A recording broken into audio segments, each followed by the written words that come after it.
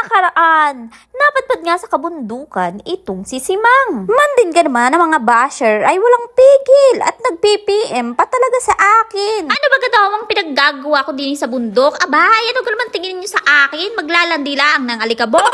Tapos nung sinabi ko kung makikibayani sa pagtatanim, abay, walang maniwala sa akin. Abay, yan naman talaga tayong mga Pilipino. Ayaw pang maniwala kahit nagsasabi na ng totoo. Alam ko na ang inyong mga bisyo, kaya ayan, dinamihan ko na ang aking video. At unahan ko na kayo kapag may nagsabi pa din na ari ay scripted. Pagkagarni hanggang ngayon, masakit pa ang aking bay, awang, pati ang aking kasukasuan. Abay, isasabit ko na kayo sa puno. Ari ang una kong ginawa ay ang mamulot ng punla. Hindi ko kasi alam kung ano talaga ang aking gagawin. Kaya ako na may patingin-tingin muna sa umpisa. Observe nga daw lang muna. At baka mali-mali pa aking magawa. Ay nakoy, pag nagkamali, baka siyang ako ang maipunla. Abay, nga ho, ang unang tas sa akin ay Madam Jocelyn. Ako'y tinuturuan kung paano ang aking gagawin. Ari ho ang may-ari ng Hacienda Kamatisan. Aba, natutunan ko nga ang mahalin siya. Di pa kayong pagtatanim ang hindi ko magawa.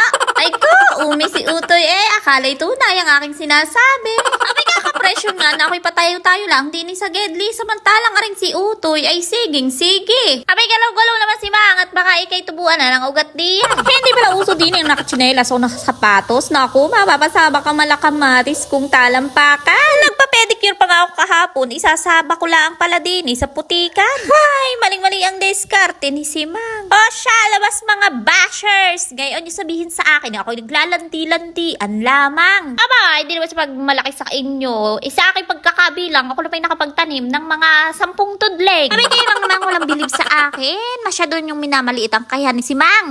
Mga 1.5 oras na yata kung nagtatanim nang tumawag na rin si Kumaring Milit. Time out daw muna at magmemerienda naman daw. Abay, gagulat ko din naman ho. At sabi ko, aba, ay sadyang hugang garni din. Ako hindi pa ho nag-iinit. Ay, kailangan naman kayo. Ako'y work na Abay, ako na nagsasabi sa inyo, aring bayaning ari ay dinaig pa ang birthdayhan. Eat all you want, kumbaga. Abay, hindi ko masasabi. Ay, nakahayin na pati ang tulyase. Mapapasabak na talaga si Simang sa pagtatanim dahil alam nyo bagay kadami niyang nakain. Lang mapusog nga ang sawa, si Simang pala. Balik kaya tayo doon sa may punlaan. Nabatid ko kasi na mas magandang pumwesto dini dahil dini ako may katsismisan. Aba, sabi ko naman sa inyo, kompletos rikados ang aking videos para sa aking ebidensya na ako ay namayanihan. Pinabulungan ko nga habang binubunot ko ang mga punla ng kamatis. Sabi ko'y bumunga ka ng marami dahil kung hindi baka ako pa ang masisi.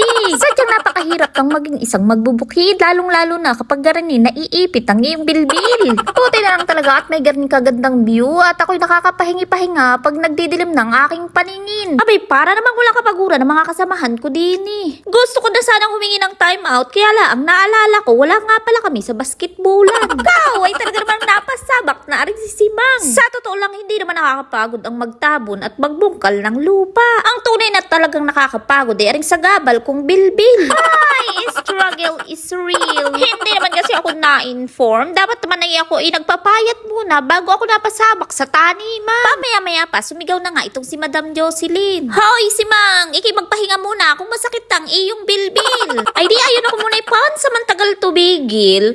At ako ay nag-aura-aura muna din sa may Gedli. Sakto naman na tumawag na ulit aring si Kumaring Milit. Kakain na naman daw ng tanghalian. Ay ano ko naman hong limit.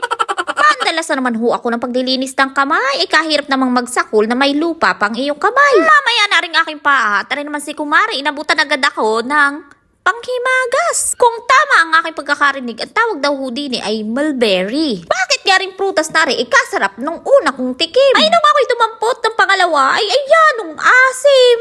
Kakakilig naman